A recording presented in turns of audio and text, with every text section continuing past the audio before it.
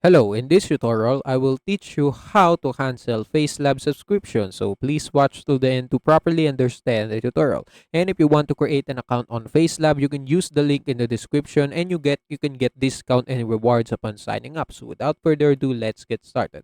So there's only one way you can, cancel a FaceLab subscription. And if you have one, this is how you're going to do it because there's no canceling feature on by, contacting the FaceLab customer service. So what you're going to do is to go to your Play Store, then go to your profile on the top right corner and click payments and subscription. And right there, just click subscription. And right here, you will see all of your Play Store application subscription. And also that includes FaceLab if you have one.